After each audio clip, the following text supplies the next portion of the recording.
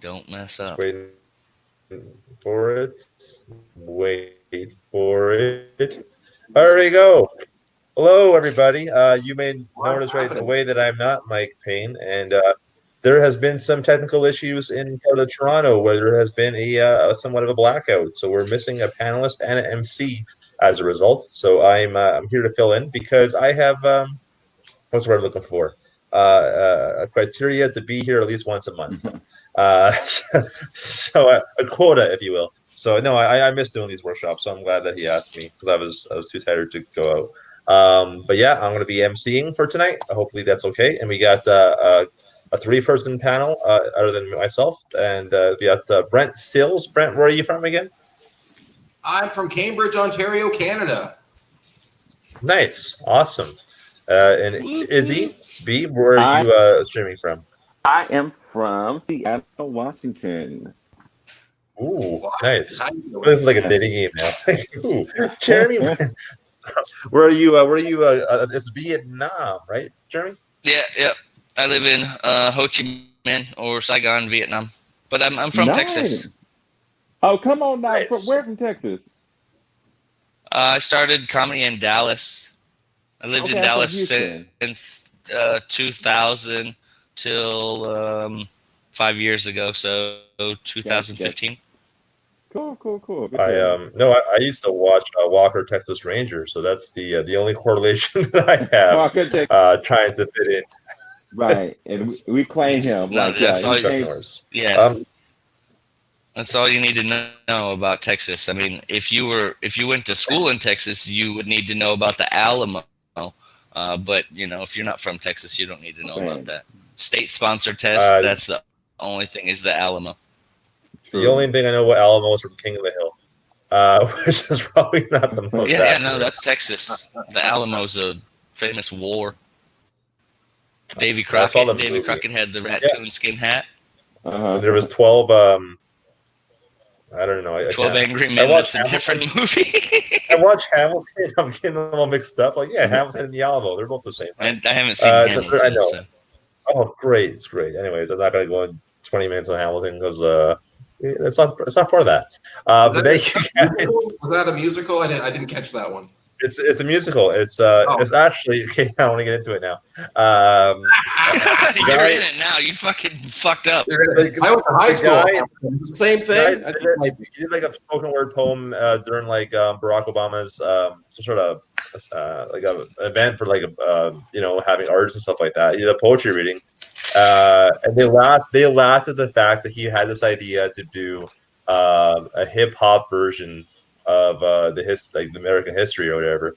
And then fucking 2 or 3 years later, he has this like fucking like sold out amazing like award winning Broadway that they laughed at. So I always thought that was really cool kind of thing. And then Barack Obama actually like did a introduced him like a couple years ago. We laughed at him, and then like and now he has this like and it's I don't know. I'm excited. It's a good musical. The last one I really liked was the Book of Mormon, and this one has less comedy, but it's definitely entertaining.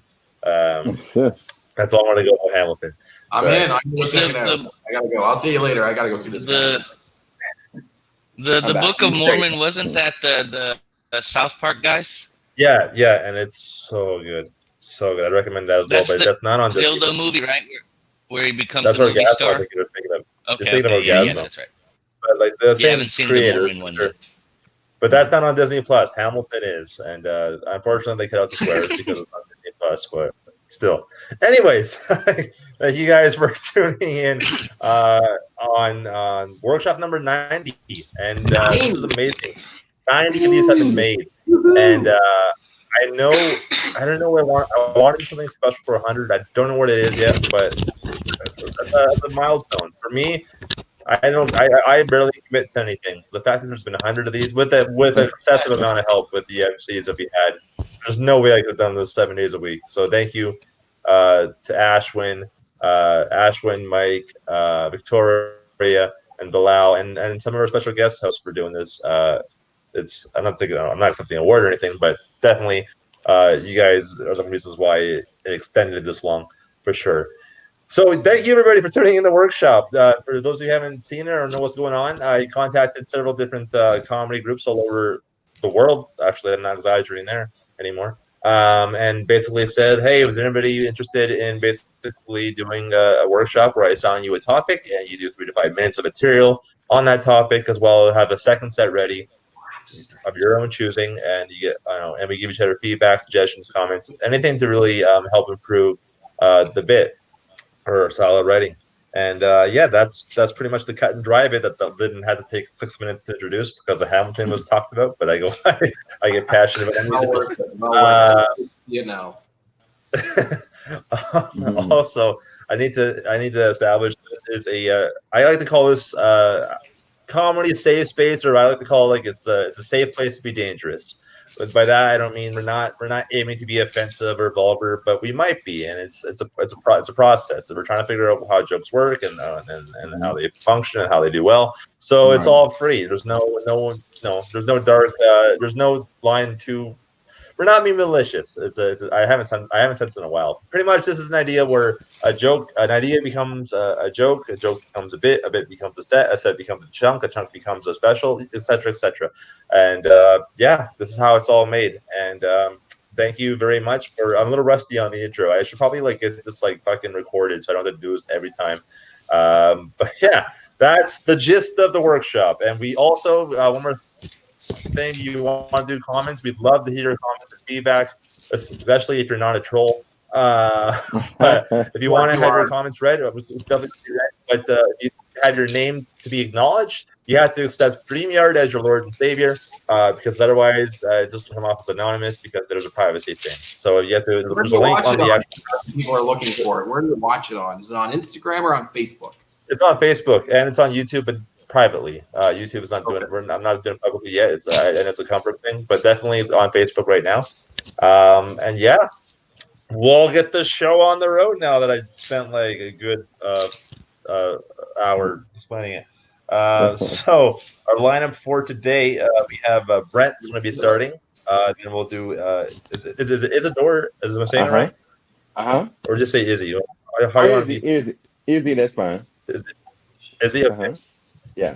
Easier for me to say. No complaints there. And Jeremy Wagner. Okay, so Brent, I asked you, I'm going through puberty apparently.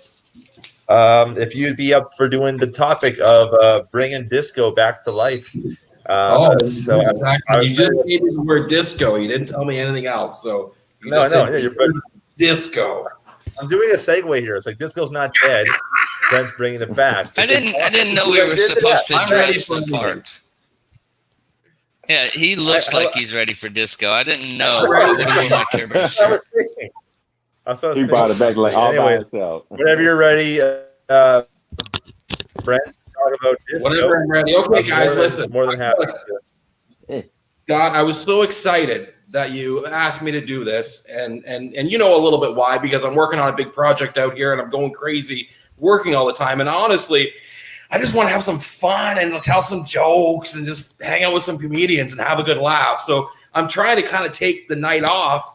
And today I sat out in the sun and I wrote some jokes about disco, but I want to try it just a little bit differently. How's my sound? You hear me good, guys? Yeah. Okay, perfect. Okay. So I'm going to try something just a little bit differently here, but stick with me. Here we go.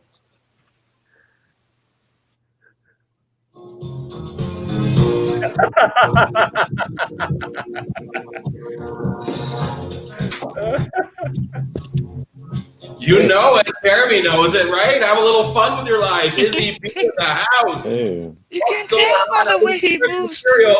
So I'm working off my card. Sorry about that, guys. I didn't have time to put it all to mind, but it'll all work out. Disco is short for discotheque,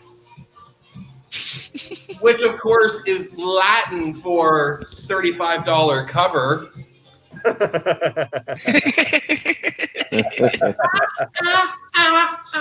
You know what I really miss, guys? What I really miss is the fashion, the high boots, the open shirts, the jumpsuit. You can wear a jumpsuit. You don't even have to be gay. But it helps. Or Italian. You'll get your turn, sir. If you remember Disco Biscuits, you know, those are Quaaludes, or what Dr. Hunt likes to call vitamins. The very first time, Scott, I went to a disco, I snuck in. I did cocaine for the first time. I had my very first threesome, all from the comfort of my mother's womb. What? Oh my goodness. Oh, you know, the hardest part about being up at my mother's womb was rolling up that $100 bill, getting it in there. Oh, especially when you're trying to dodge all these torpedoes coming at you. Oh my goodness. Wow. You know what? I timed this out on the patio today. I had a solid 2:58. I feel like right now I'm at a minute 2. But I'm having fun, and I'm doing, what are we talking about tonight? We're talking about disco. I'm Brent Sills from Silly Side TV. Thanks for coming out and watching some comedy about disco. Woo! That was, There you go, guys. I wanted to try one time, Scott. I wanted to try putting some music in the background and seeing if you could still hear me and if the words worked. Yeah, no, it was I like how you enjoyable. timed I it to where it was appreciate like, the commitment more than anything. Yeah, that was good. The comments, I did because it was funny. I laughed. I laughed at just your energy as well as the jokes you told. I would have loved it if that Mike was a disco ball. Yeah. I love your discotheque joke. That was funny. The $35 cover one. I like that. I put down Corona is Saturday night fever every night. And then I put down the hardest part of the mother's rule is staying alive. Just bad puns on wordplay. But man, that was I just enjoyed the energy in that. That was fun. Anybody else? I went on the online today. I looked up the internet there. Disco biscuits. I'd never heard of such a thing. I don't know if you guys know what that is. No. But disco biscuits are what called Quaaludes. Oh, right? And Quaaludes is a date rape drug. So I had another joke in there that I didn't get to that was about about the disco and how they had Jello and Jello shooters and date rape. But I didn't get to that one. We'll do that next time. Okay. Yeah, I definitely like you said. I liked your energy. Definitely maybe talk about. I don't know how old you are, but maybe I don't know if there's any stories of disco, of like what it was and what it is now. You know what I'm saying? Would be cool. I can't really. I don't really know. Huh? Like a rave party. That's kind of what a disco would be nowadays. Right. Disco was the very original. Disco was the very first dating app. All right. There you go.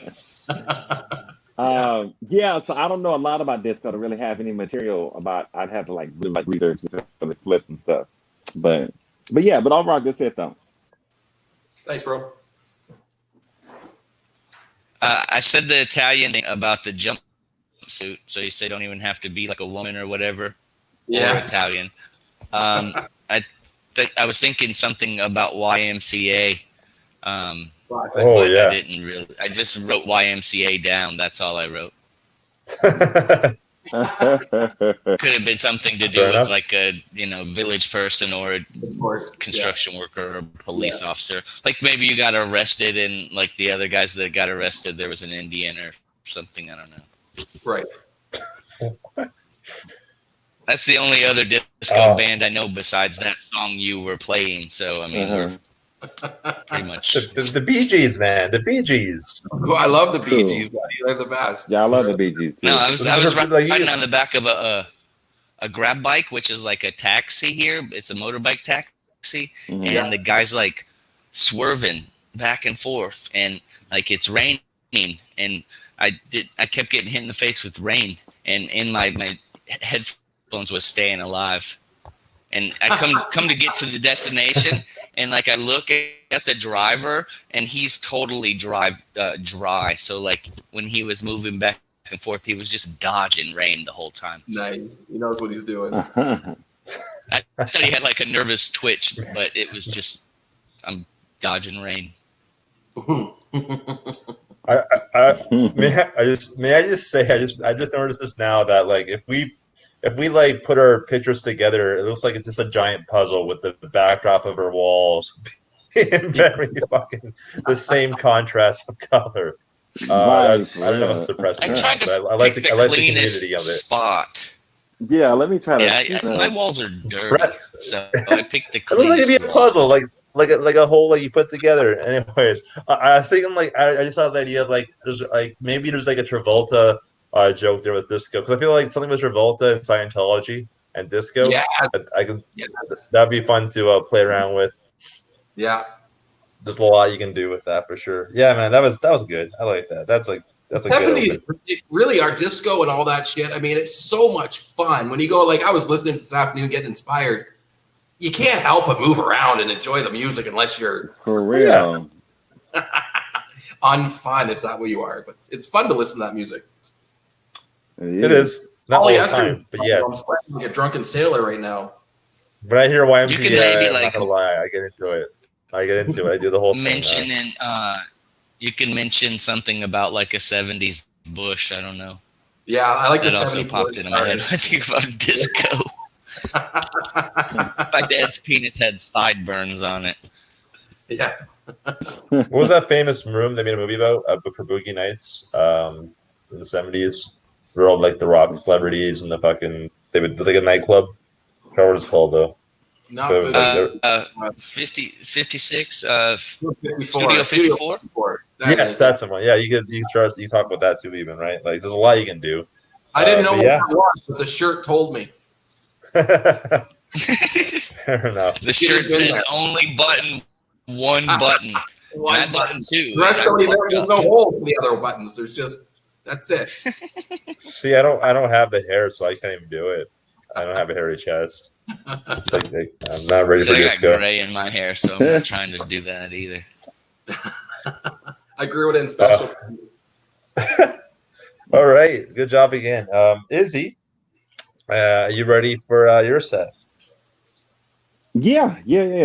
All right, cool. So the topic right, I gave you. That's right. Oh, go ahead. I just want to set it up. Sorry. Okay, so I asked if you'd be able to do the topic of allowance. So can't wait to hear what you got to say whenever you're ready. All right, y'all. Well, yeah, my topic was allowance, and allowance has definitely been an interesting thing, especially under COVID. A lot of guys are really upset that their sex allowance that they thought they were going to get for all these months has only been used up in 2 days. And so now he got to spend the whole time jacking off for 28 days because his sex allowance that was going to be used up is now used up 2 days. And he thought he was going to get over 30 days. And so, because women are quick to tell you about, we did it last night. I'm like, what they got to do it today? We did it. I just, can we just chill out tonight? I'm like, look, this sex allowance is terrible, especially when you get married. Married guys, they have the least amount of sex, but the most amount of drama. I'm telling you that sex allowance is terrible during COVID. And I was always interested to see with parents, how they would, because my folks never gave me an allowance. My folks would always say, well, allowing you to breathe, that's a good thing. Allowing you to cut on the light, that's an allowance right there. I told my daddy, hey, let's have an allowance. And he said and told me he tried to get me to go work on the job site with him. I'm like, look, I just wanted $10. I'm not trying to get no damn W-2 for this. I mean, shit, that was all I wanted. He said, we got open at the factory. I'm like, Daddy, I'm 12. Well, you know we got openers at the factory. Just tell them you a small 22-year-old. I'm like, what? I don't even have a deep voice. I said, "No, this is terrible." You know, and I tried to ask my grandma for an allowance. She said that told me it took her so long to get the allowance. She said, "Hold on, baby, I got it. I'm gonna give you some money." She shook. It took her about the time she shook because she had a little tremor. So she was simply going through a person. I got it. I'm gonna give some money. I'm gonna give you $1. By the time it was $1, by the time she gave me that $1, it was the next school year. By the time I got that $1, I said, "Look, I don't even want the allowance. I'm good. I don't even need the money that bad." Because she would go way deep down in the person. See, them young women, they don't know about this. You know, old women, they had them big old thick purses. Them purses was about this big, and they carried with them. And it'd have like a drain. It'd have some plumbing. It had a damn horse in it. It had a damn taxi cab. It had a couple of wrenches, a couple of a car dumper cables, everything in there. And that's where you got your allowance. Well, shoot, you didn't even want it by the time she get to it. But you know, and then I tried to ask, and then I tried to get some. We were so poor as a kid, and I couldn't get allowance in my name. I had to get it in my little brother's name. I said, you know what? This is allowance for him. I'm gonna take it on his behalf, and I'm gonna get it. And then so we was hustling, putting stuff in other people's credits name, and we was hustling trying to fix, put up people's different credit names. By the time I was, 25, I knew how to put people, how to do all kind of credit applications because I was so busy trying to get allowance in different people's names. I said, look, it's not for me, it's somebody else. I'm telling you. And did you ever had that dirty uncle that tried to give you an allowance? That pedophile uncle. Everybody got the little pedophile uncle. Like, he's not quite pedophile, but he's like pedophile-ish. Like he's on the border. And you be like, Uncle, I need some money. He say, I'm gonna give you some money. But what you gonna do? I said, what you mean? Well, come on to the back. I said, what we doing? What we doing? We're going to the back. I'm gonna give you an ice cream pop with the allowance. Look, ice cream is ice cream. Look, I had to do what I had to do. I'm just kidding. I'm just kidding. No, look, allowance is allowance. I had to get it. 1 minute. 1 minute. Okay. And then no rush. And allowance is interesting in the white neighborhoods. Allowance is interesting in white neighborhoods. White neighborhoods, they give allowance. In black neighborhoods, they give light bill money. You be like, look, I'm going to take the allowance and put this on the car note. I'm like, what kind of stuff? What is $10 going to do for the car note? All right, y'all, that's my time. Oh, man. That was so funny. So you get a lot of good points. Also, before I start, I just want to say, just because I say 1 minute doesn't think I want to pressure you guys. I just want to let you know where you're at. So if you go over 2 or 3 minutes, that's totally fine. I just want to let you know where you're at, so you can time yourself, kind of thing. But yeah, cool. So funny. So I like the idea. I like the idea of guys doing full-grown adults doing chores for sex. Sex allowance. That's true. Can we have sex now? Did you mow the lawn? Oh, did you mow the lawn? I got it halfway done. You gotta earn it. Grass. You gotta earn it. Yeah, I love the idea of having I remember when I was a kid. I don't know if you guys had that, but for a little bit, I had this little sticker thing where it's you get 10 stickers as a reward. So a sticker thing for sex. I don't know why I just find yeah. Also, you can go down to Mrs. Johnson's house. She's really old. She could use somebody to cut her lawn. And you go down there, and it really turns out you have to have sex with Miss Johnson to get the $5 allowance. Right. See, that's a different type of lawn. I said that's a real snow lawn. That's a 70s disco lawn. Right. I love the idea. I love the bit allowing you to breathe. I love the whole premise of that because that's funny. I'm just picturing parents I love the idea of them giving you allowance, but then like taxing you for it. Like you have to like every year fucking write it. Like I don't know what it is for the U.S., but like here's like a T4, but like getting a form and like okay, hey Izzy, so you owe us like $40 from your allowance. And they put you in like I don't know what was. It's like your parents are reporting. Yep, I gave them $5 allowance every week this year, so you got to report that to the government. But then the case, like when you got in trouble and your parents didn't give you allowance, they still reported that shit, and they getting a tax write-off for that $5, Right. and you have to pay for that $5 that you never even received. For real. I also put down. I don't know how to like. I don't know how I can phrase, but put down like grandma like taking forever to give me allowance. I feel like there's a joke there in itself. Like it took her so long to give me money that the cost of living went up, or something. You know what I mean? Like something there, like the domination of the dollar. What was like you know what I mean? Like how like back in like, when I was your age, $50 was a lot of money, and by the time like you got the money, it was like not. You know what I mean? So I don't know what to do with something there. I like the idea. I like the idea of you as a kid, like taking allowance loans from a bank or something, or like starting like allowance pyramid schemes, or just like doing like No, he's got like money on the street. He's 8 years old. He's got like $360 he's collecting the vig on every week. And then your last joke, I didn't write it, but there's like premise here, but like in white neighborhoods. They get allowance, but in black neighborhoods, I feel like it's like what's the like timeout? You know what I mean? Like grounded or whatever. Like I feel like there's something there with like the whole like diversity of it. But I think you have a lot of legs there. That was such a fun topic to hear. So yeah, good job. That's all I got. I had this topic. I quite like the. Am I next or go ahead? Go ahead. Oh, okay. I just had this topic before, and I wrote the joke. It said there was an anteater who works at a nightclub. Oh, maybe I lost you guys. You lost us at there was a nightclub. There was an anteater at a nightclub. Okay, so like there was an anteater.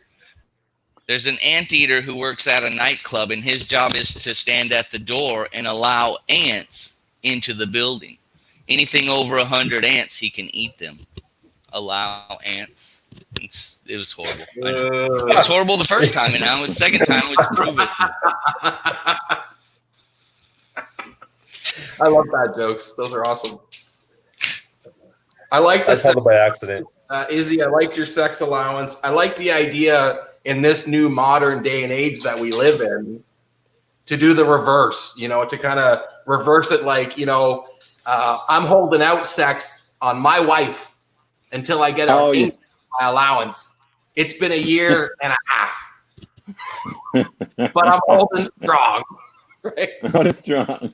Yeah. I think maybe like if you were like Mayerson, a married guy, then maybe you're one day going to hang out with the boys. Like you could go spend with your friends because you did all of your chores. Okay. I'm trying to think of. It's sort of cut out for me a little bit. I don't know if it's my audio or if it's yours. Like probably my third world internet. Like you're adult, like you're a married man, and your allowance instead of getting $5 is to like have a night out with your friends. Okay, oh, that's right. Right. You get the hall favorite. So the currency isn't the money; it's like the freedom that you have. Yeah, you get a night off. No phone calls have to be answered or sent. Okay, I like that. That's a good concept. Oh, it'd probably just be your money. I mean, your wife's not going to give you her money. True. True. I lost my train of thought. Brent said something and I had an idea, but it went away. But that's okay. That happens to most people when they look at me. Their ideas go away. That's what she That said. was fun. I love your energy too, Izzy. That's fun. You tell a good story. Thank you. You're welcome. Yeah, I think you like definitely have a lot of legs there for that joke. Like and it's really relatable because we all 100%. Yeah, anything with like from childhood shit, like or even like that's the thing you even brought to like nowadays. So yeah, no, it's definitely I would totally keep doing that or like work on that because it's definitely fun. Question though, Cool. so you guys, all three or four of you. So I've done one of these before, and my topic was plumbing, and then I probably ended up. Now that it's been a few months, I've used 4 or 5 of those minutes since then on other shows. Great. You guys found the same thing that you've used some of the topics that were given to you? I never would have wrote about disco. Yeah. The last one that I had, the last time it was about a warehouse. That was the topic that I had. Yeah. And I remember that. So like say right. And so the good thing is like these are good open mics. They give you new material so you can, have your shows. Because like I say, I think, Zoom shows are going to be the wave of the future. And they are of course doing in-person shows still. Then there's that's going to start pretty soon. So you'll have some material to work it out. Because I mean people are going to be craving to go to comedy clubs and to have some in-person setups. Yeah. And we can't all show up and talk about COVID. Yeah, I don't have any COVID jokes. Right. That'd be a it's gonna first. it's right. I did a few jokes. Yeah, no, I'm still working on some because I did I do like a longer set. And I did some jokes, but like definitely not as many as I've workshopped here. But like because like they're like kind of it's random, right? That's what it is. But I definitely have done them here and there, and I definitely want to keep doing them because like there's something. You know what I mean? Like it's not so much like the joke. It's like you find your formula. You find how you write. Right. You find the system and you find a pattern, and it really does help you make jokes more consistently. Like to the point where you can have a topic where you're not really like you never would think about, and then like you just find if you can get one. Like I saw my friend about that. Like she wants to do comedy for the first time. It's like if you can don't focus on having a killer set. Focus on building one joke. If you can get one joke to like build from. That's all you need. Like not all you need, but like that's where you start, and then you can just go. Like especially if you're new, you have no pressure on you. No one has expectations of you. You're new. I mean, so you had it's the best time to do comedy is when you're just starting because there's no pressure. Right, and sometimes it's just really what people don't realize is that open mics and things like that develop your material. I mean, Jerry Seinfeld has been shown to go to open mics, even at the top of his game. I mean, a lot of current comedians that are still on tour go to open mics because it's necessary to develop the material so that you know what works. You get a 45-minute special, you can have a killer set because you've worked on every last one of those. Mm-hmm. Yeah, I think I would have. I mean, I think I've pulled at least one joke or maybe 1 minute from each one of my 5-minute sets that I've done here. I've actually I really do. used it used a few different jokes that I have from here, and I've they work into something else. It's weird how you could just take something and make it into a segue. Yeah, I honestly love hearing that. And whenever someone tells me they did they finally got to do a club or do a show and they did some of the stuff they did here and it went really well, I'm like, fuck, I love that because it's it's working. It's working. The simple idea that I had because I was bored and whatever, wanted to improve my comedy, and then which manifested to help a lot of everybody. Like a lot of people have been on board with this. It's working, and I love when people tell me that. So thank you guys. I'm really glad that it's been helping you. All right. Good. Jeremy, I'm really excited to hear your topic because it was given to you, maybe 7 hours ago, 8 hours ago, something like that. I got a full page. Okay, well, I'm ready to hear your topic for those who don't know. His topic was Care Bears. And I'm really, really excited to hear the topic of Care Bears, sung by Jeremy Wagner. So whenever you're ready, my friend, you let me know. I'll put that timer on. Okay, I'm ready. Okay. So the original Care Bears, I didn't look up the original date when they started, but it was, I think, before the 80s, so like 70s, something like that. So the original names of the Care Bears, there was Bedtime Bear, and he was used for when you wanted to cuddle. There was Birthday Bear for when you wanted to run around the house naked. Cheer Bear. Cheer Bear wore a cheerleading suit, and she came complete with up the skirt videos. There was Friend Bear, because all scumbags need a friend bear. Like, hey, best friend bear, you want to rob a bank? And best friend bear's like, no, but you're my best friend, so yes, I do. So that's Friend Bear. There's Funshine Bear, and Funshine Bear was one of the very first ecstasy producing Care Bears. So Funshine Bear. After Funshine Bear was Good Luck Bear. Good Luck Bear was Funshine Bear's best friend. That led to the disco era of the 70s. Then there was Grumpy Bear, and Grumpy Bear was basically Funshine Bear after a 3-day long rave bender. So he's pretty pissed off. He's low levels.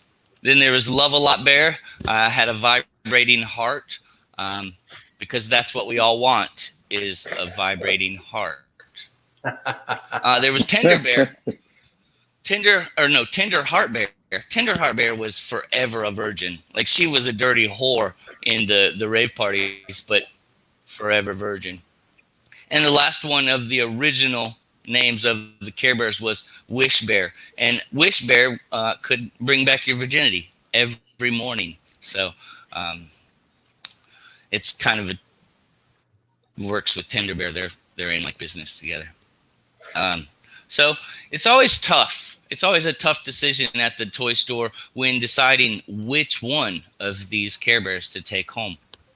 Now, this was such a popular thing for the young kids that they had like a second release and a third release. And some of the names from the second release, there was Graham's Bear, which I'm sure you guys can get the gist of that.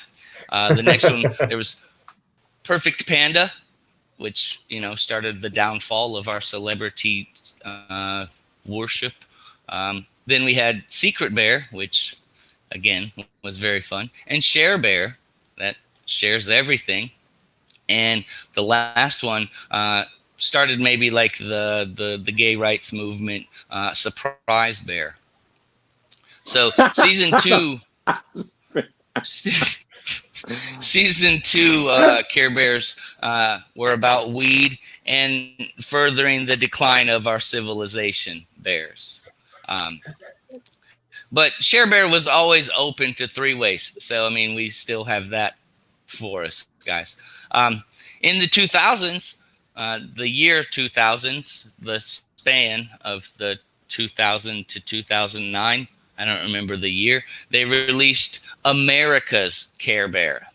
And no one in America was speaking up for the 199 other countries in the world. Like, where's fucking Ghana's Care Bear? We didn't fucking care because fuck the world. We're Americans. We got a fucking Care Bear, and we're done. And I think that this was the time when the American society began to crumble. So don't get me started on Butt Naked Bear.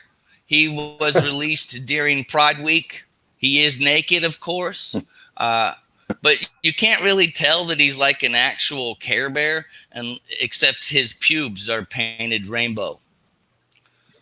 So Care Bears were everywhere whenever I was a child. They came before Cabbage Patch Kids. They came before Barney. They came before Beanie Babies. But they were soon followed by fully autonomous sex robots from Japan. You could order it with or without the 1970s Bush. 1 minute. And then we arrived at today, where we have Baby Shark do. So speaking of, I matched a ladyboy on Tinder the other day, and the first thing that she said to me was, "Did you read my poo file?"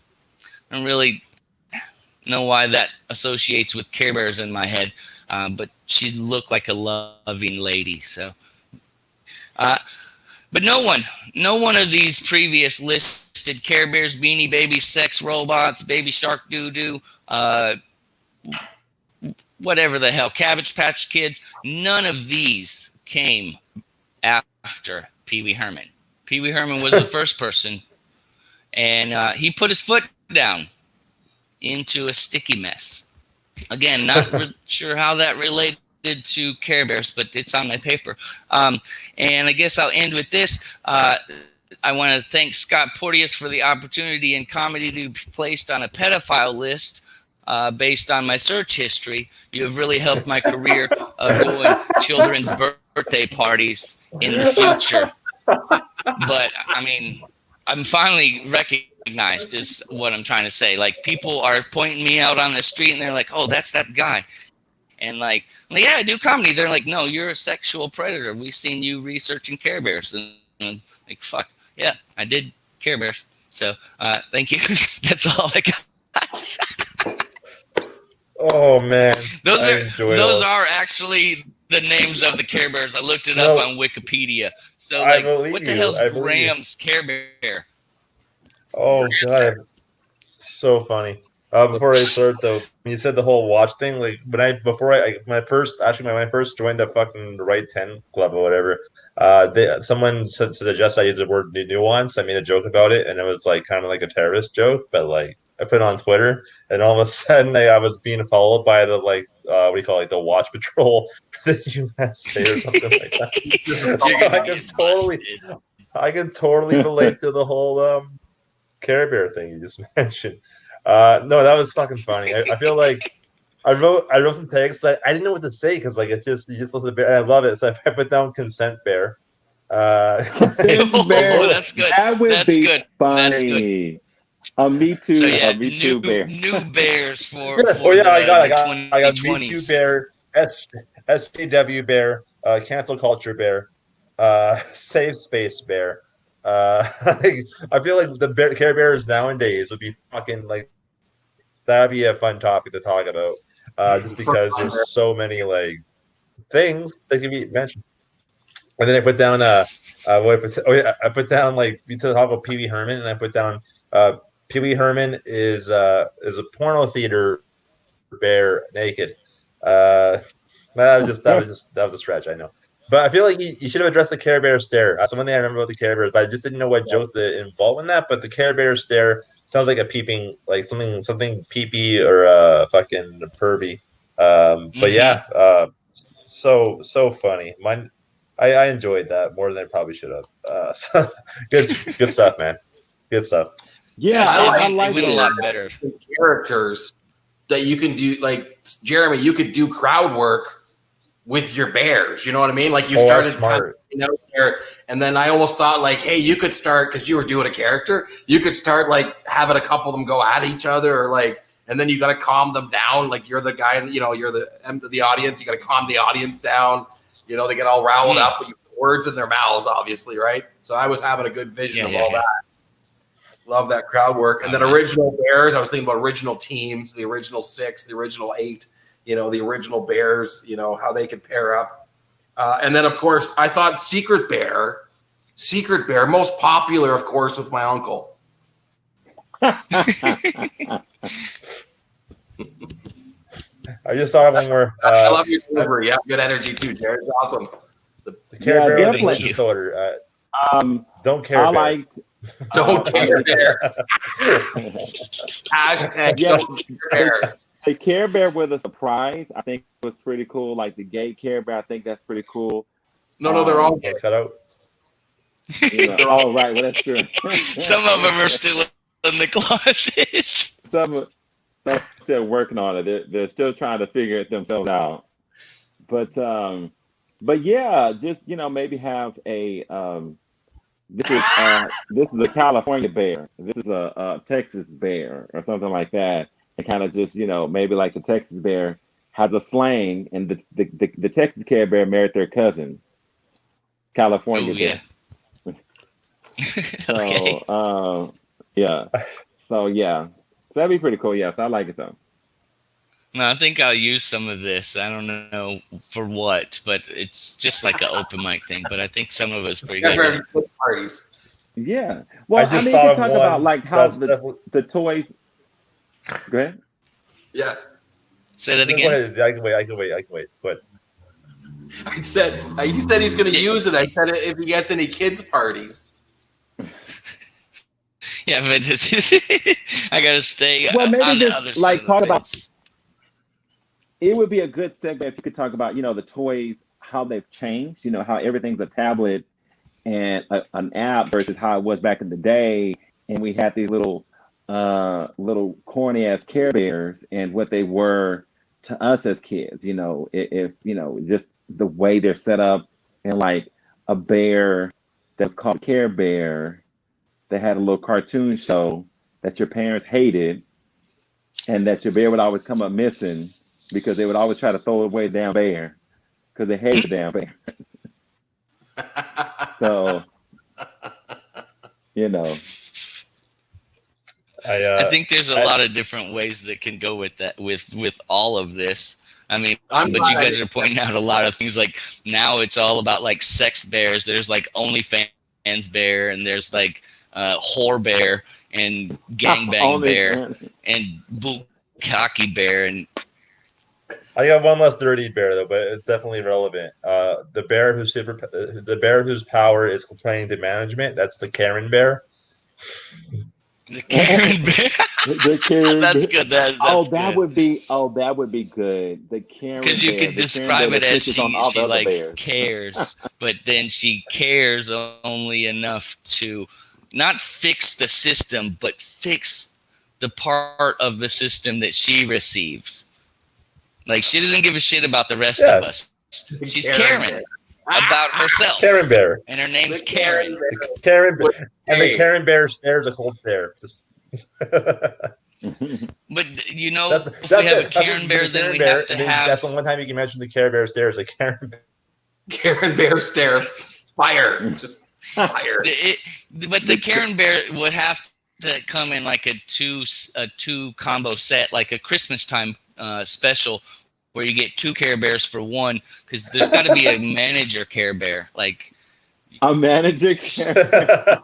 There is, I'm pretty sure. Well, I mean, but he would also like this manager Care Bear. Again, it's a special release, so like not everybody's gonna get one. It's limited numbers, but the manager bear, he could be one, like a manager at Taco Bell or Hortons. Jimmy Hortons, whatever that place is in Canada, or you could also take off his jacket. You can take off his jacket and flip it inside out, and he could be the pimp, which is also like a manager for whore bear. This has gotten so bad. I'm watching to make a cartoon right now. So bad. I just want you to make a cartoon. Just so I can enjoy it. Poor careless bear. Yeah, careless. Fuck off, bear. Oh, that's a fun topic, man. Bear. I feel like I see like a Care Bear furry thing going on. It's just such a fun premise. Anybody here have a Care Bear? I think I had probably one. I'm sure that we had one. I know we had like a Cabbage Patch doll. So me and my brother were both boys, and my brother's married, so he's definitely not gay. And I'm throwing it up in the air, but no, I like girls. And so no, we weren't gay. They're not mutually exclusive. Care Bears and homosexuality. Unicorns for sure, but I mean Care Bears. Well, I said bronies, dude. Bronies.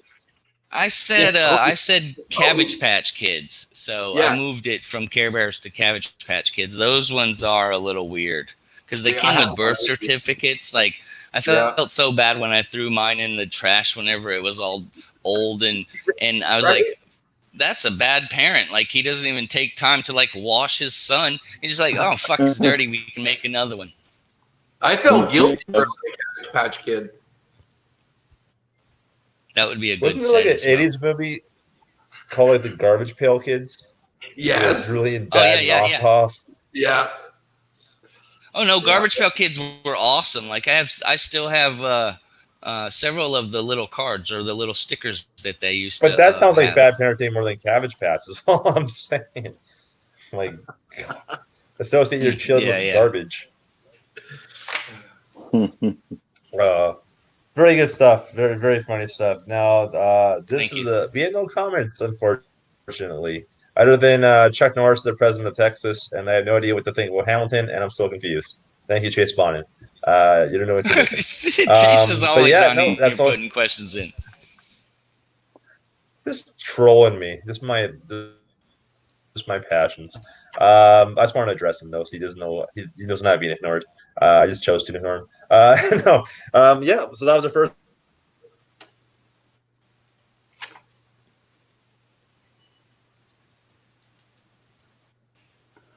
I have a shitty connection.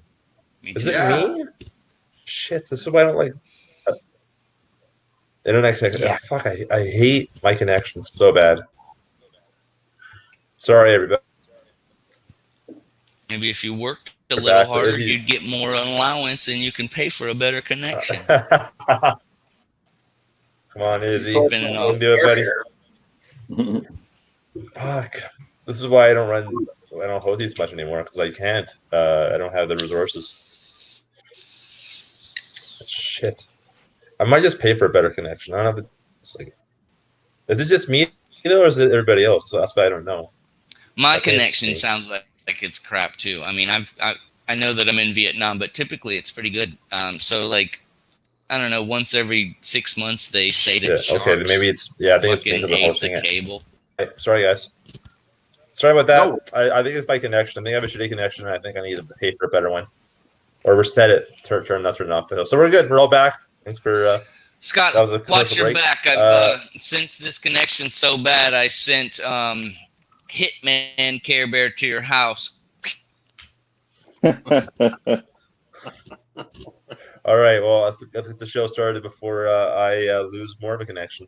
So this part is the dealer's choice of the workshop, where we choose. Damn it! Am I cutting off and on again, or is it because I keep seeing black? We know what you're doing. We know what you're trying to do. All right. Well, Brent, I'll just give it to you right now before I get disconnected again. So all right, whatever you want to do, 3 to 5. Whenever you're ready, you let me know. All right, check. There we go. Oh, he's got a new shirt on. What's going on? I did a quick wardrobe change there, buddy. That was all. That's awesome. It was getting hot. That was some Hollywood magic right there. Woo! All right, what's going on in front of the lights? Okay, I've got something that I've been really trying to work out, so I need your help tonight, guys. This is important. Okay. You know, sometimes they say in comedy that you have to when things are new and fresh, they're not as funny. It takes a little bit of time. So maybe I'm forcing it, but I don't care. I'm gonna do it anyways. Hey guys, what's happening? I'm Brent Sills from Silly Side TV up here in Canada. You know where handsome world leaders come from, like Justin Bieber, Drake, Russell Peters. Not so much. Oh my goodness, man. Izzy, would you sit still for 5 minutes? For fuck's sake, just sit still. Oh my man. Are you jumping your pants? What do you got? A pipe? All Thomas says to get up.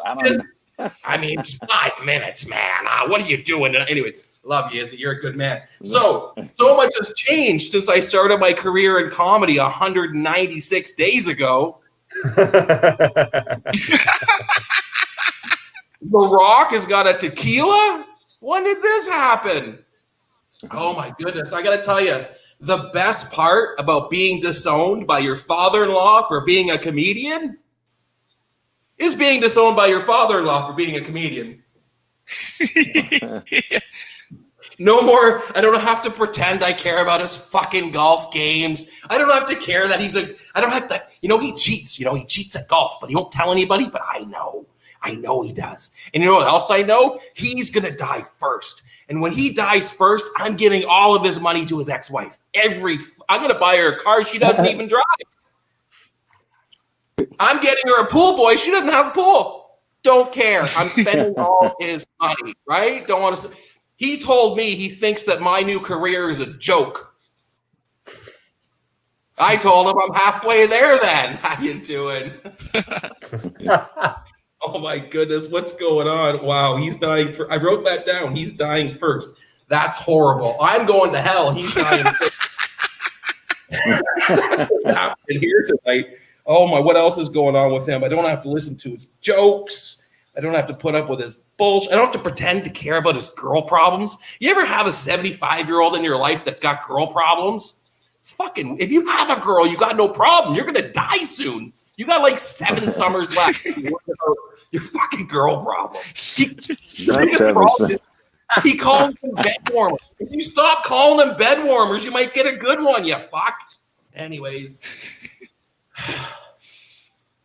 It's a little soon, right? It's raw. Still raw, right? Like a little soon, you know. He just broke up with me the other week, so I'm a little fresh. You know. Like, not good enough. I'm not, you know, the best part about having any age, doesn't matter. When your father-in-law thinks you're a dick, his daughter is so good in bed. The more he hates me, the more creative she becomes. It's like, it's the best aphrodisiac ever. So thank you so much, Mr. Father-in-law. It's all on you, buddy. What else is going on? Oh my goodness. You know what? I must have 9 books full of material and he can't put together 6 minutes. I'll be all right, guys. I'll be all right. Listen, I'm Brent Sills from Cambridge, Ontario, Silly Side TV. Thanks for checking me out. Can't wait to hear your feedback about my father-in-law. I'm working on this hard this week. Thanks, guys. Let me hear what you have to say. Good stuff, Brent. All right, once again, man, your energy is infectious. You just have a charm about you. I wasn't paying attention to the words until like I was laughing because you were just like you're whatever you said. Your presence, charm. like you have a likability to you that's hard not to laugh at, and not in like a mean way. Yeah. Unless you're a dick, then I guess so. But okay, so you said The Rock. I feel like there's a joke there. I just remember like The Rock has his own tequila. I feel like it was like because, but you just kind of just said it, but you didn't have anything there. So yeah. I was just like, this is an idea. What's it's the just a throwaway. name of it's like tequila? XFL. XFL. I think it should be called. No, but he did buy the XFL though. Yeah. Okay. That's good. Yeah, he bought a company, a tequila company. The Rock bought a tequila company, and it's called Rock Bottom. That the wrestling fans would fucking it's get like a boner the for that one. shittiest tequila, and like you wake up in the morning, you're fucking hungover. You're like, fuck The Rock. You can't move the next day because like you're fucking just like your body's just fucked up, and you're like crawling over to get some water because you're so dehydrated. Like you're on the floor because you couldn't crawl into bed. So you're just The Rock. That's a good promo. Smell what a hangover? Do you smell what a hangover? Yeah, can you smell? The hangover The Rock is cooking. Yeah. How are you feeling after the shot? Well, it doesn't matter how you're feeling. Yeah, it doesn't matter. You jabroni. Yeah, it's just like the tequila bar that treats you like shit. I love that. That's a great concept. We put down a 75-year-old with girl problems. They put down a 75-year-old man with women problems is usually just the nerds stealing from him. I gotta I feel like you can build on that whole premise of your dad breaking up with you. Yeah, like, there's a whole fucking thing there. Like, it's not you, it's me. Like, you know, like bring you to it. I just like the whole like, it's something you can. I don't have like examples, but you can fucking build on that. That's a worry, buddy. Don't worry, buddy. I'm still gonna have sex with your mom. We can still be friends. We're not gonna spend time you know, like you can see me, but we're not gonna come together like we do normally. We're not gonna go fishing. I'll see you at Christmas time, you know. And you get jealous when you see your ex-stepdad with other people, like other sons. Yeah. There's a lot you can do with that. I've had a healthy relationship with a man before, so I don't know how it's supposed to work. So I like to make fun of those things, right? Like I finally got a guy that's golfing. Right. He didn't use use his lawnmower on my house the way he used it on yours. What are we doing here? So, but no, I like the premise. I like the. I think maybe he did his voice. You know, like if he has a distinctive voice about what he says and what he doesn't say. You know, maybe just talk about like, hey, you missed him slipping you bootleg Viagra when you needed it. You know, missed him maybe being there to be an absentee father like you had before, you know, stuff like that. Giving you magazines. Yeah, he's giving you Playboys. What happens like when you break up with him and you still go to like Christmas dinner and there's like another dude there and like, hey Jim, who's this guy? Oh yeah, that's my son. And then you go to your mom and you're like, hey mom, I didn't know Jim had a son. She's like, no, he doesn't. I'm like, what the fuck is that guy doing here? She's like, yeah, that's Jim's stepson. Like, what the fuck? I'm his stepson, and he's not my friend anymore. And he's brought some random stranger into our house, and he's saying that that's his stepson. I'm still with his daughter. Me. Never. It's just he's got a new son-in-law. Why'd you bring in a newbie? Yeah, I like that.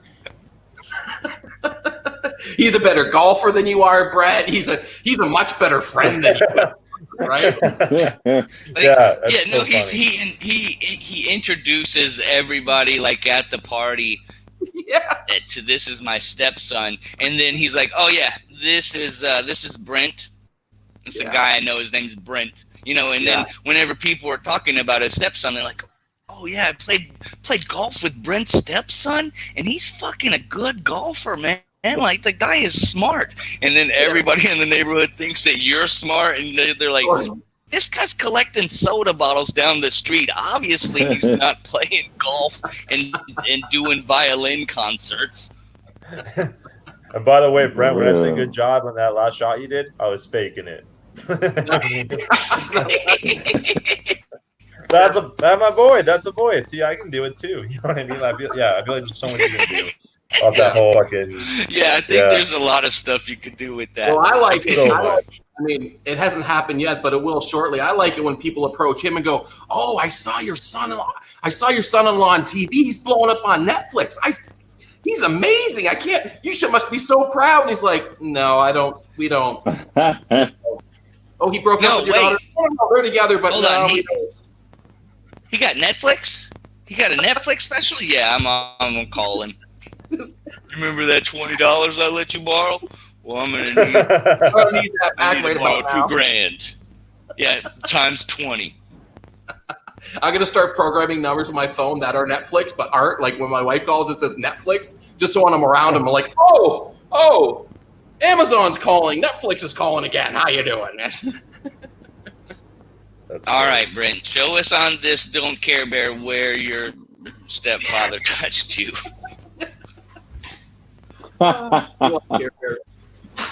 Oh, is he everything to add to that, buddy? No, I just just the same thing I said. I don't have anything anything new. I think the the best what we said were cool. Yeah. Cool. Thanks, boys. Awesome. Yeah.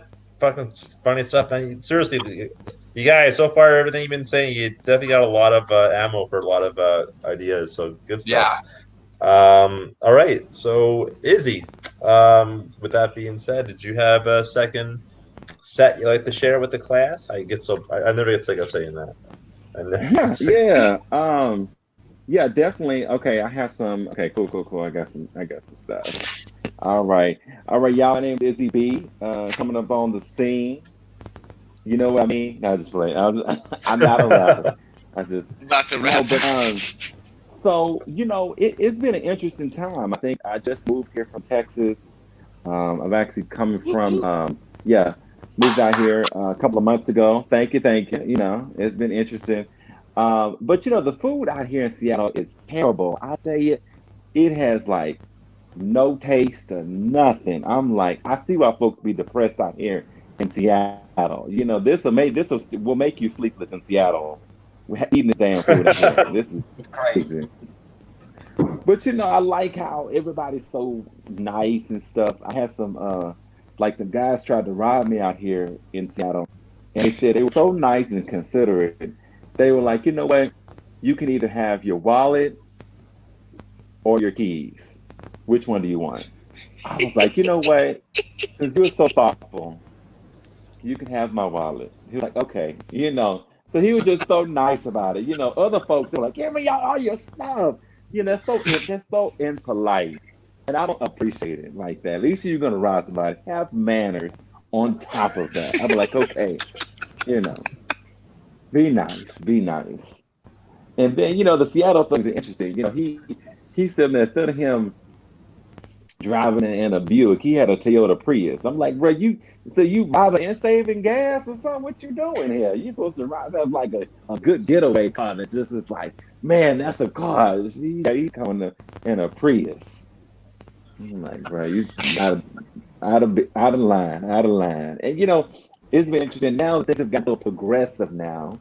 Now we have gay thugs. We have gay thugs now.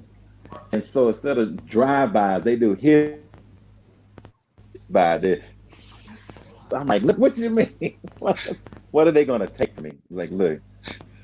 But yeah, so it's been interesting though. And then I see that the thugs from Flint, you know, Flint, Michigan don't have no money out there.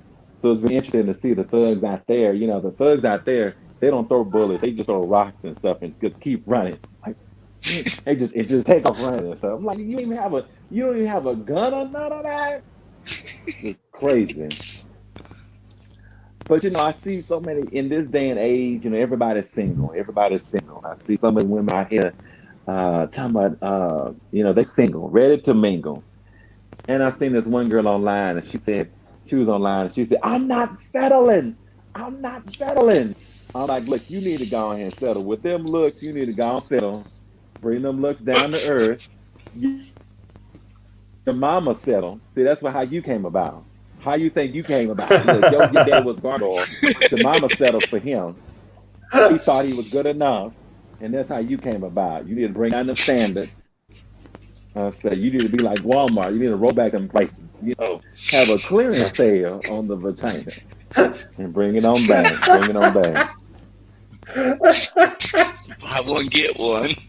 Buy one, get one. You need to just auction it off to anybody, you know. You need to go find Trump and ask him to grab your pussy. See, then you might not be so mad, you know. But you know, I like me some big girls. I'm telling you, big girls just they're boxing. Let me tell you, big girls, they gonna survive this recession. They got the whole Federal Reserve right here. This the whole Federal Reserve right here. They gonna survive this recession. You know what I'm saying? I like them. I like them. But y'all, I'm gonna let y'all go with this last one. You know, shopping has been interesting. You know, now everybody's at home, everybody's shopping, everybody's buying stuff. And you know, I've been kind of guilty of it. Like, I wish you could buy sex off of Amazon, because some of y'all wouldn't get no sex if somebody could critique your sex off of Amazon and had reviews of your sex, likely to burn up your car. Make your stuff catch on fire as soon as you get up at it. See, then they would have real reviews of y'all sex. But you know, I like how women shop. You know, women shop. Let me tell you how women shop. I seen two lesbians shop for each other, and it was so interesting. Like, they was like, oh my God, like, I got to get something that matches her eyes. She likes this type of rhinestone. It's this and that. You know, it's very meticulous and strategic. Dudes, we shop like we on an episode of Law and Order. Like, we try to brush for clues or something. Like, okay, what you want again?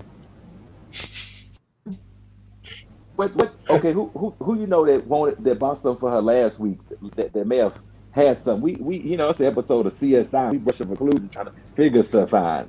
You know, and then we just ended. You know what? I'm gonna just give her some dick and daffodils. All right, y'all, that's my time.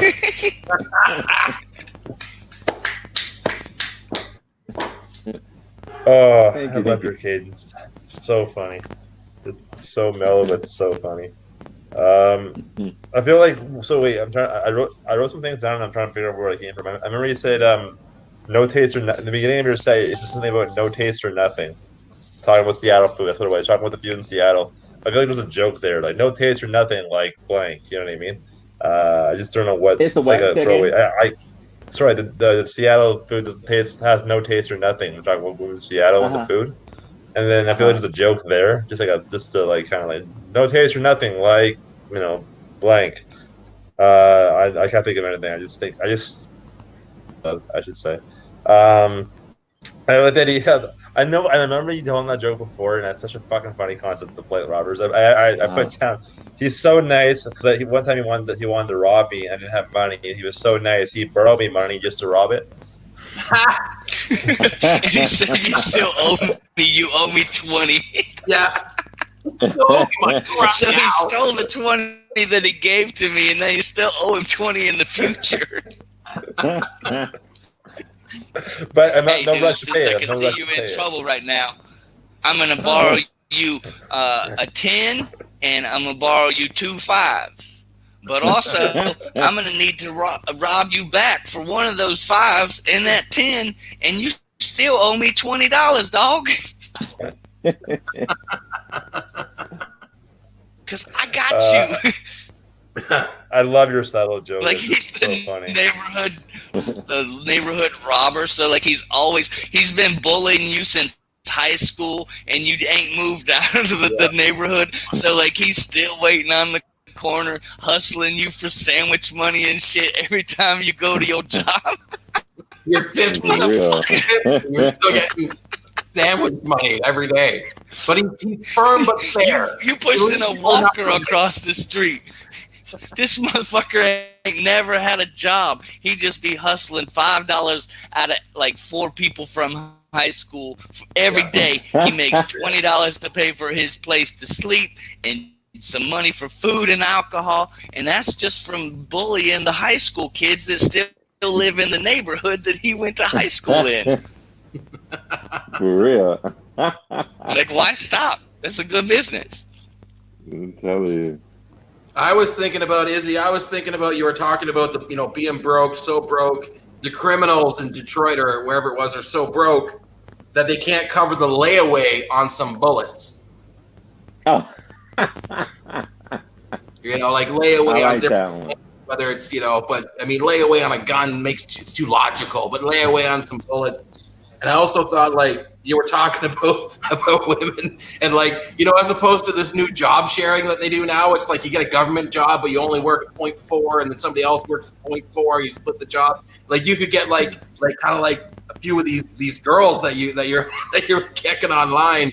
You could get them be like, do you want to like it's not like swinging, not like wife sharing, but like you could like do wife duties on Monday to Tuesday, 3 to 4. You like cooking, so you could do dinners, right? Like, That's like a Mormon. I would think that like that would be a good idea. Like one of your girls is young and she likes sex. One of the girls wants to have babies. One of the girls likes to cook. One cleans. One wants to be independent woman and she has a job and she goes to work. yeah, And it's a paint then all you this can time. you got one of them named Monday, one of them named Tuesday, one of them named Wednesday, one Wednesday of them named Thursday. Friday and Saturday would be the same girl. That would be the young girl because she needs a lot of dick. And then you have Sunday. That's the day the Lord rested. So you don't do shit on Sunday. No, that's the one that cooks. That's the good cook one.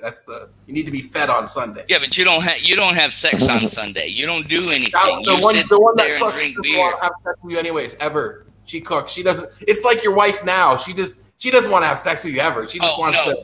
But here's why she's a keeper, because after she cooks and after football's over and you're drunk as shit, she always wants to give you blowjobs. So she's like, "Oh, honey, dinner was so great. I'm so tired from cooking. I just want to relax and give you a blowjob." And like, okay, if that's what you call relaxing, girl, get on it.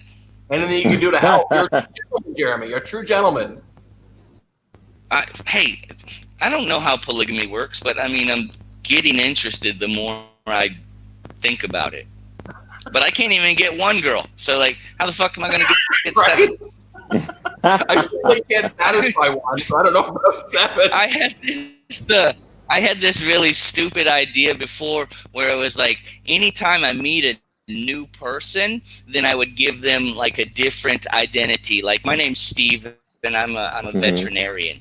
And then, like, every time you know, like, somebody calls your house, you're like, hey, is Steve there? Hold on, let me check. Hey, Steve. Hey, man, what's going on? You know, Steve, what? I'm just doing some veterinarian things over. And each person, you know, like, so meet like 10 different people. You have 10 different identities. But then somebody pointed it out. They were like, you can't even make one friend, dude. So, like, how are you going to make 10 friends?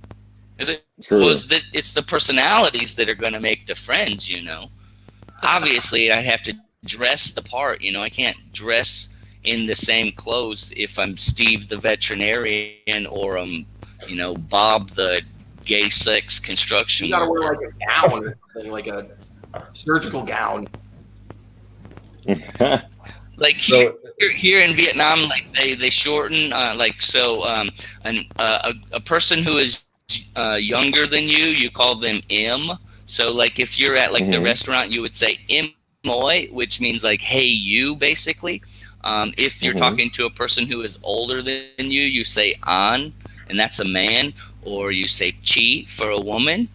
So, like, you address them per the sex and per the age. So most, like, if you want to get somebody's attention, you say Anoi. But, like, if you're having sex with, because that's also somebody's name here as well. So, like, if you're having sex with somebody, she's like, oh, An. Like, who the fuck is An, bitch? My name's Jeremy. You're moaning some other dude's name. But that's also just man in general, or you in general. I understand. Fair enough. Anybody else for the set there? I feel like we kind of went off the rail a little bit. Get a little crazy here. You were talking about selling vaginas, right? Amazon selling sex, yeah. was it? No, it's talking about the about big girls surviving the recession. Okay, I was thinking. Yeah, go ahead. Oh no, go ahead. Oh, so you said big girls surviving this, surviving because they got the extra stored fat, or you know, they could always eat their skinny boyfriend. Because it seemed like fat girls always have a little skinny. I saw that. I thought that was really cool. Yeah. And then, so I think you were talking about selling sex or selling something on Amazon. Yeah, buying sex on Amazon. Yeah. Oh yeah. Buying stuff on Amazon. Yeah, looking at the reviews. Yeah, that's what it was. Yeah. And so, like, I think you better probably check into Etsy, because that's like for like homemade crafts. So, like, vagina's homemade, of course, you know. You can put that shit on Etsy. And then you said something about things being bland in Seattle, and I was just thinking about how I've seen white people cook chicken and they put no seasoning on that shit, and it's just disgusting. Like, my housemate, he cooks food for like 3 days. So he buys like 6 chicken breasts and then green beans, and he cooks it all at one time, and then it's just chicken. It's just no salt. There's no pepper. It's just chicken. I'm white, and I know you got to put some kind of shit on there. Something. It's like white people. It'll get you by, but it's not very spicy. No flavor. Well, yeah. So you could nobody else relate. To talk to. This chick doesn't even have an accent. You could relate the blandness of the people to the blandness of the food.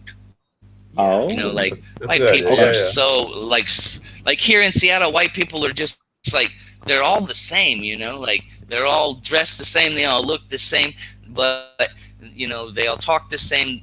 And it's just so basic. Like, last night I said I went to the open mic and the birthday party shit happened.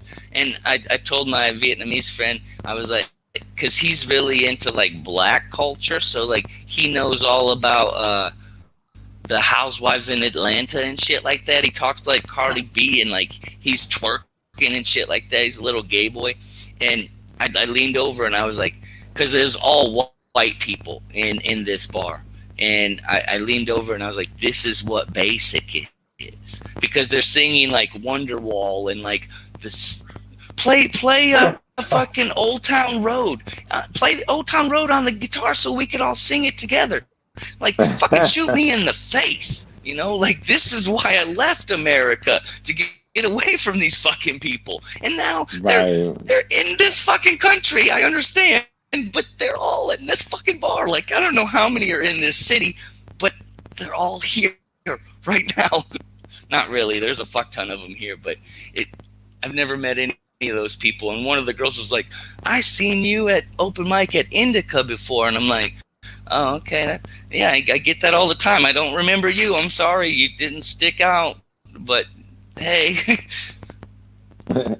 basic. I think that in Seattle, Izzy, if I was you, if I was a handsome black fella, which I'm not, but if I was, I would run around. I thought you were talking to me at first, and I was. No. Izzy, I would say the only. This is what I would say. I would say the only thing dark and delicious in Seattle was the coffee until Izzy got here.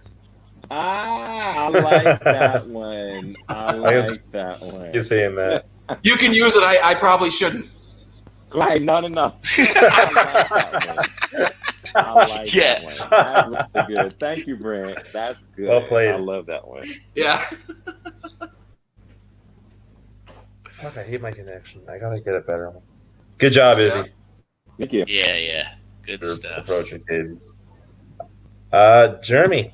Yeah. Well, I'd like to hear what you got to say whenever you're ready. Well, I got to take care of my farm animals here on my phone. You know, this stupid game that I play. No. Do you want me to go first? So no, I can do it. I'd probably make this part of my set. Like, I wake up every day, I touch the screen, it's Chickens to it's bed. nothing. It's like I got fucking 200,000 money in my account on this game. But what the fuck am I going to do with it? They don't have Lamborghinis.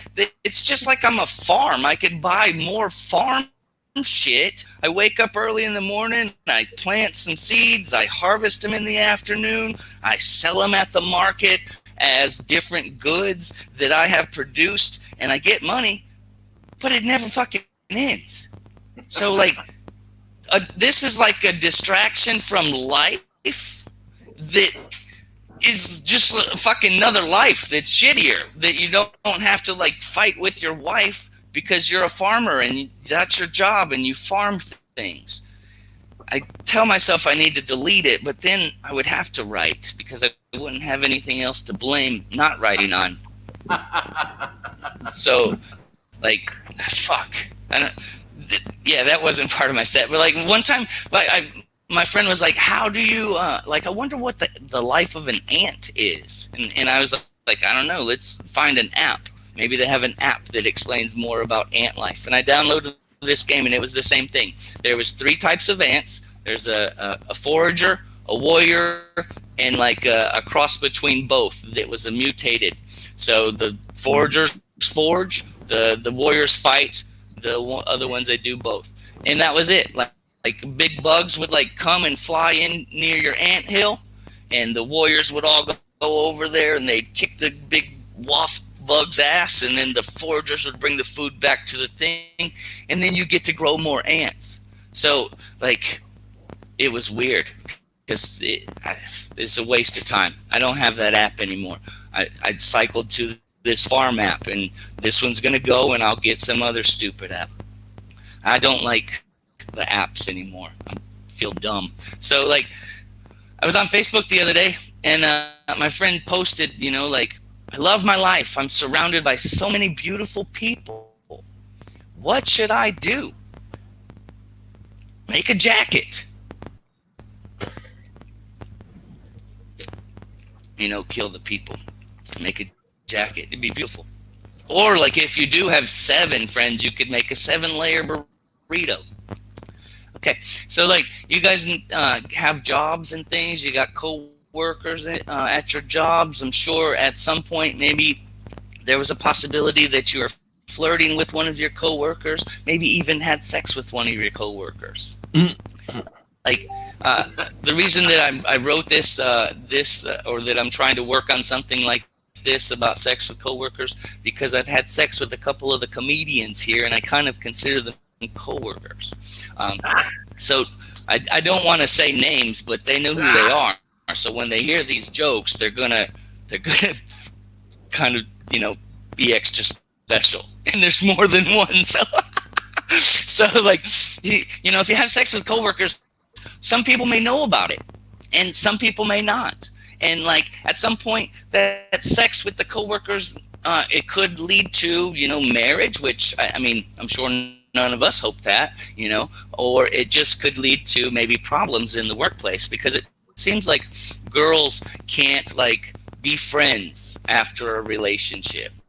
Or even if it's not a relationship, if you're just having office sex in the supply closet, then that's just office sex. But at some time, I think maybe after you've had sex like 3.5 times, girls are like, oh, now he's my boyfriend. No, because in kindergarten, I sent you a little paper that said, will you be my girlfriend? Circle yes or no. And now that we're older, we use the skills and the knowledge and the things that we learned in school as an adult. But now you're telling me that we've had sex 3.5 times and we're in a relationship, but I've never asked you for that? That's how it goes wrong. If you are cool with what we have, then you don't mention a relationship. Oh, fuck. Okay. So anyways, I was at work the other day, and I look over at my coworker. This was like in the beginning of COVID, and my coworker says, if the boss don't let us go home, I'm going to burn this fucking building down. And I was kind of scared. But, the other coworker, his name's Frank. And Frank is like he's kind of dumb. Like, he's a good guy. He's kind of dumb. He was in the Iraq war or Afghanistan or something like that. Grenade exploded near his head, so he can't really hear well. So he gets payment from the government. So he doesn't really need this shitty data entry job that he comes to every day and gets pissed on by the boss. But he comes, and like he comes because like he's been leaving the house at night, and he's been hooking up with this woman, and like again, he's kind of dumb. So like nobody ever had to talk about sex with him, because it was basically understood that he wasn't going to have sex. But now that he met this other woman, and she has 2 kids already, 7 and 12 years old. Like I met the kids; they're pretty cute. And so like he got this shitty data entry job to save money to pay for these kids to go to college, because he thinks he's their dad. Is what he told me. He's like, I got to take care of my kids, and I'm like, what the fuck, dude? Like, it's crazy. Like the other guy, the other guy that works in my office, he's kind of like the boss in our office, and he's kind of a dick. Like he comes out and he's barking orders. I mean, he's not a dog, but he's just yelling and screaming orders at Frank. And like I feel bad, like, because when Frank talks about these kids, his face gets all lit up, and like he like run over. He's weird, but like I want to tell him, I want to tell Frank, and I also want to tell you guys, like, Frank is a cat, and he doesn't need a job, because I work from home, and so like my coworkers are cats.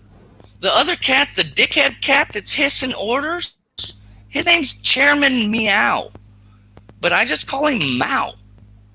And the other day, he was speaking Cantonese, and that's all I got. I mean, I got another one, but that's all the time I got. All right, thank you. Yeah, the phone app So thing I was like unexpected. Yeah, I like the First one about, question: okay, did you have go ahead. sex with a cat?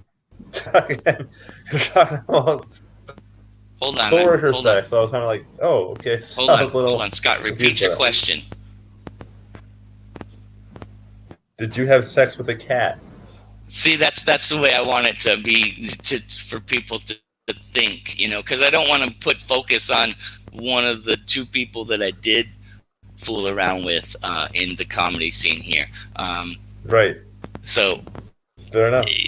I want because like the original thing, the way that I started the cat joke before, my coworker says I'm gonna burn this fucking building down, and he says this to the other coworker, and the other coworker looks over and he says meow, you know, because I work from home and my coworkers are cats. So I took that part and, you know, revealed that they're cats at the end of the thing, so that like Right. it's more. But when I originally wrote that, some person on Reddit said, "How do you feel about your cats?" And that's like basically true. Like Frank sneaks out of the house. He was meeting up with some other cat in the alley that lives around here that had 2 kittens. Now Frank don't come home anymore. I wrote some more things about Frank. We put up like a looking for lost cat poster. I seen Frank like looking at the sign, and he's like, "Yeah, I told them bitches that I was gonna go, and now I'm gone, and they want me back. But fuck them." Right. You know. So that I'm trying to write a whole bit just about Frank the cat, and possibly not even Fair enough. reveal that he's a cat until the very last thing. All right. Because he's got a sorry, persona. pardon me. So Brent, Izzy, you guys go ahead of me. I'll go at the end. I didn't mean to interrupt you. All right.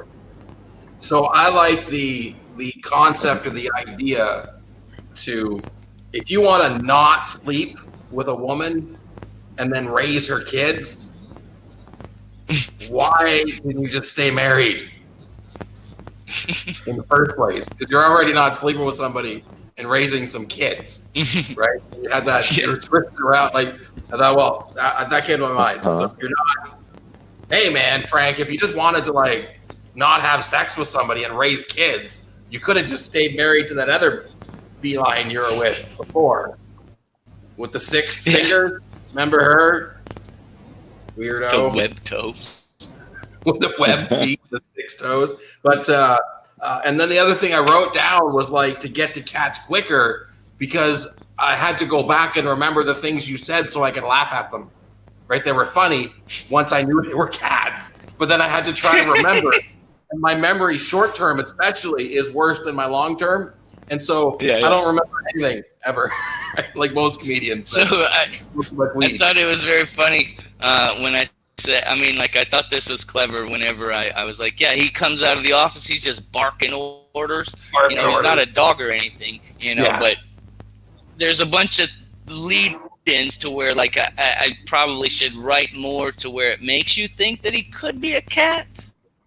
You know, like he does a good job, and like, you know, he's taking care of these other kittens, and like he comes into the office and he'll put his ass up in the air, and he basically wants you to like scratch his ass, like, hey Frank, you did a good job taking care of these kids, let me scratch your ass. And I never thought about it, but there's like, why am I scratching this fucking, you know, he's army, he's screwed up, I don't want to fucking piss him off with PTSD or anything, so I just do what he asks, you know, and that's what he requests. When he does something good, he don't want to make any way back scratching. Yeah, no kid. I don't want him to blow up the fucking building. Frank comes over, he's like, he's rubbing up against me, scratch my back. I give him a little scratch on my back, I am, right? And he's like, lower. I'm like, Frank, we're at work, I don't even know you. What do you need? Lower, little lower. Closer to the wall. Frank, for fuck's sake! He just comes up to me. He comes up. Is he doing that? Sorry. Scratch back scratch. Izzy's got something. Izzy, what you got? Yeah, I like the thing about Frank that, you know, you can look at him and tell he doesn't have any type of, he's never gonna have sex, because everyone knows like that office weirdo that's like, they know everything, they're so smart, but they can never, like, they have no charisma, no game. You can tell that they're like every weekend they're stalking somebody. Like they're this close from a Usually Falcons white guy. card. Huh? Yeah. So Well, no, like Milton from Office Space, and he's like, I could burn this building to the ground if you my red stapler. So yeah, exactly. I could describe that a little bit more so that people are understanding that he's never gonna get laid. right. And just you could basically say, hey, you know what? He loves to end he loves to end his date every day in the trunk. So he's trying to end every day with a girl in the trunk, and that's how he knows he's ended it well. So, because he's like the ultimate killer with a smile. So Okay. yeah, but I like it. I like the idea of your mobile phone game just pretty much being like mobile drugs, because what I feel like it is now is the way that they're like there's I thought like as a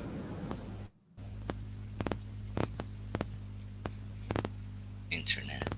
for that angle, but I think that'd be like a really interesting and cool concept. This Journey mobile game. It can go dark, can go dirty, whatever. But I think that's a fucking funny idea. Sit in your room and masturbate all day like Jeremy does. Yeah, but you have to make a game out of it. I don't know how you.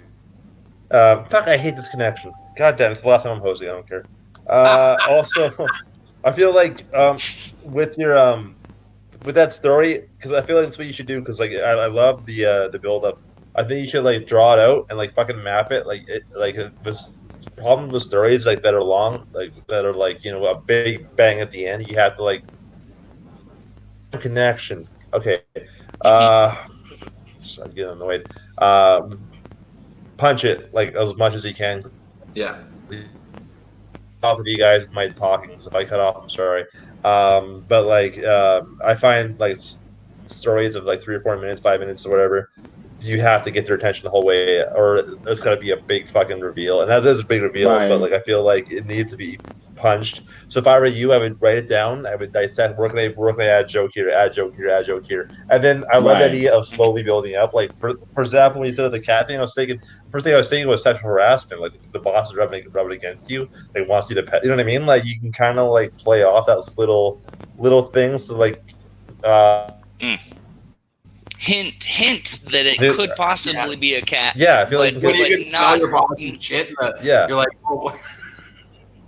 Yeah. Right. Yeah. No. Yeah. So this small stories long stories are interesting because they're hard to get everyone's attention. Because I know when I was listening to it, I kind of like clocked in and out, and then it's harder via a virtual setup. Like because it's hard, you know what I'm saying? So definitely try to like if you add voices, a lot of times that allows people to really keep their attention. Yeah. Yeah, that's something I've tried to do just a very little bit in some of my sets, but I do think I need to work on some different type of voices that I could do, like at least a man and a woman, or something like that, to where you have those extra differences in the act or in the joke. And I like how like Bill Burr will do a joke, but then he'll do it from like 3 different perspectives, and he tells the story. It's the same story, but it's told from the perspective of another person. And so he gives you like the setup. This is the person. We all know Karen, for instance. And then he talks about what Karen sees in that same story. There's a joke about the guy jumping out of the helicopter, and I'll post it in the chat box. But it's about misdirection, and I really enjoy that joke. But I really enjoy this video and how the dude like breaks it down and explains all of these little minor details that Bill Burr does when he's delivering this joke that are so misleading to, like in the beginning, he loses the audience because he's talking about suicide. And then like at the end, he brings it back to where the dude like kills himself, and everybody's like cheering because he actually killed himself, and like he jumps out of the helicopter, and they're like, boom, and they're like, oh yeah, yeah, and he's like, but he didn't die. He went to the hospital and died in the hospital 2 days later. So I'll post that link in here, and you guys should watch that video because it's good to see like the differences, the things that he does, just to show these different characters. Right. No, for sure. And I love, because the thing, like, it's easier to visualize a story, like we said, with like the voices and stuff like that. Like even when you telling that story, I was more engaged because I saw your facial reactions. I saw you kind of expressing, you're laughing a little bit. You know what I mean? Like you were into that, right? So I feel like if you want to tell a story, you need to be into it for sure, because like the audience is engaged when you're engaged, right? Correct. True. But yeah, True. no, it's a fucking great story. But definitely, So, I would totally like commit and punch it up. And by that, I would say that I would do is dissect it and then just like trim the fat, take out what doesn't need to be read, and just fucking like sentence joke. Like it doesn't have to be like fucking joke every sentence, but I would say every 20 seconds one joke. You know what I mean? Like make sure, or something engaging. Right, like I said, like and just your investment. Your voice is a really good example, but just you like, because like when you're talking about Bill Burr thing, I can tell you're excited about it because it's the way you're like going into it. So had that kind of approach as well to your story. But the cat. Okay. Right. Yeah, the recent, so like the cat thing again, that was a response to a Reddit post, and I had said that same thing to my friend at one point in time, and then I just was like, I typed it out because it was just the best response to the stupid question. But recently I added more. Like Frank really did go missing, and like we put up a flyer and shit, and I think I've seen him more than once, and I've called his name, and he still doesn't want to come home. But he's not the type that would survive in the wild. So like it's kind of something really fishy's going on. Like he's living somewhere else. He's got some other bitch. Maybe he's like finally settled down, and or maybe he's like in hiding. He's producing his new rap album. Like meow meow. I love meow meow.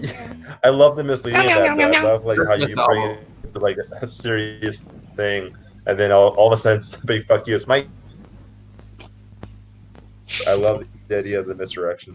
It's the approach that you have to definitely take careful how you do it. Not like careful of danger, but careful like so you have their attention and you can nail that joke. Right.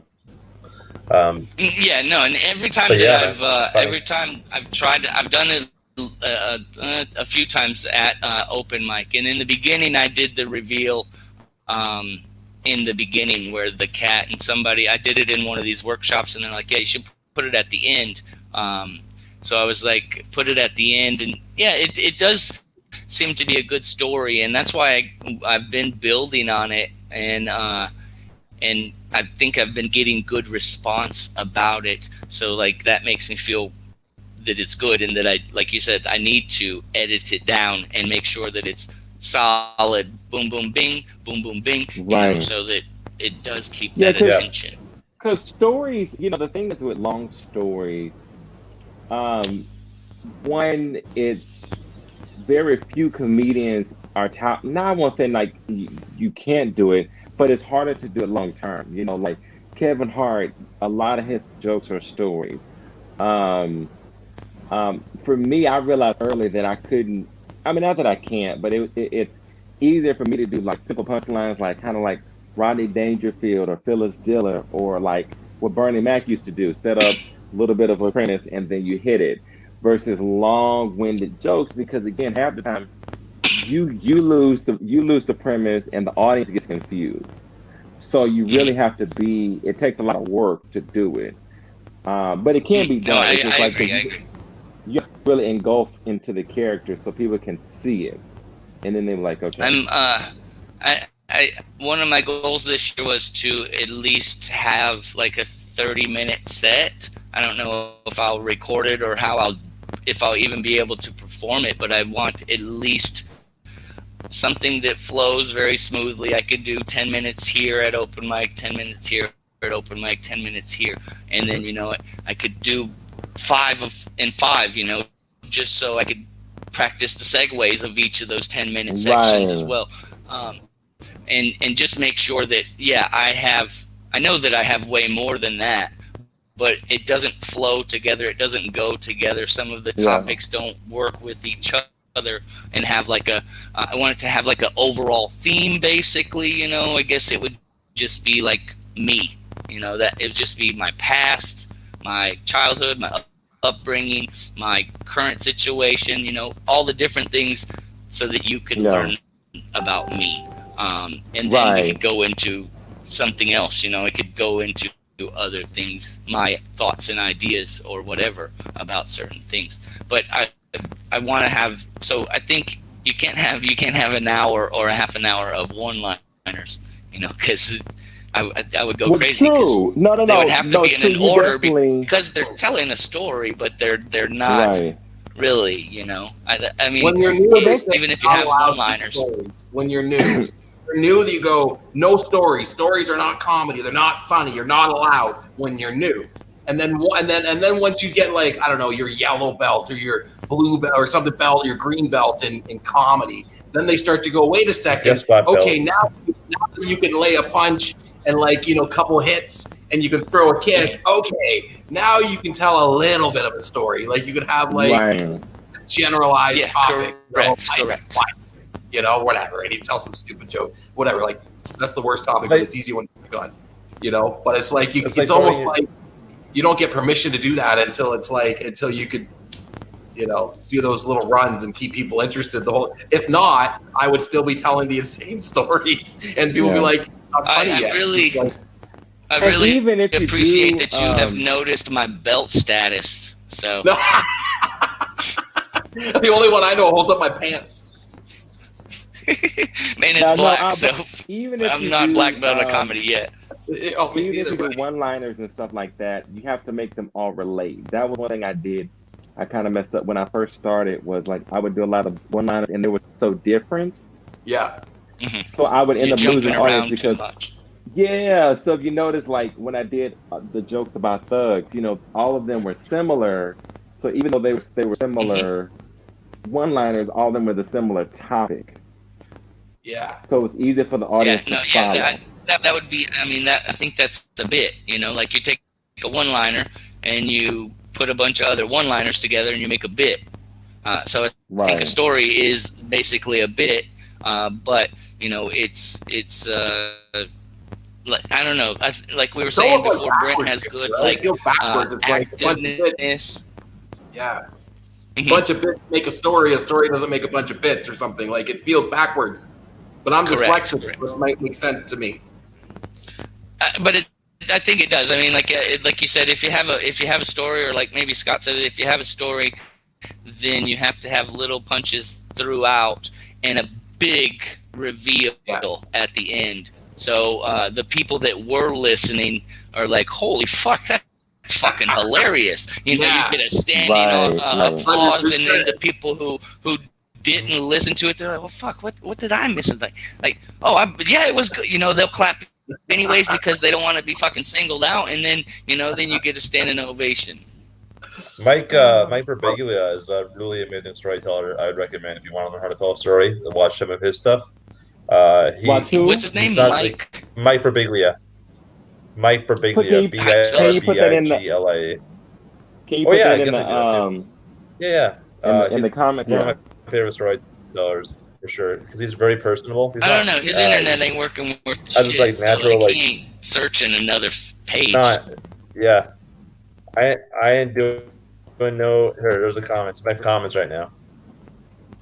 You see it? Yeah, I got you. I can't see it. Your pauses are amazing. All right, I'll put in the chat as well. He's got like three or four specials. He's such a great storyteller. But the other night, I was doing a show fucking for people, but it was fun. But like, I got vulnerable. That's the thing about. I feel like when you're vulnerable, they give you a bit more leeway. And I was talking about like my escort story, which is basically real shit. But I was trying to punch it up as much as I can. And for the first 5 minutes, it's pretty punchy. But then like it's fucking steeps a little bit, right? So I'm still working on that myself, and that's one thing my experience learning with stories is you don't have to be like fuck. It doesn't have to be like joke, but like you definitely have to have either a joke every like 20 seconds or like something to engage them, like to have. No, jokes per minute. I understand that. I totally understand that. But And I would definitely recommend Breviglia.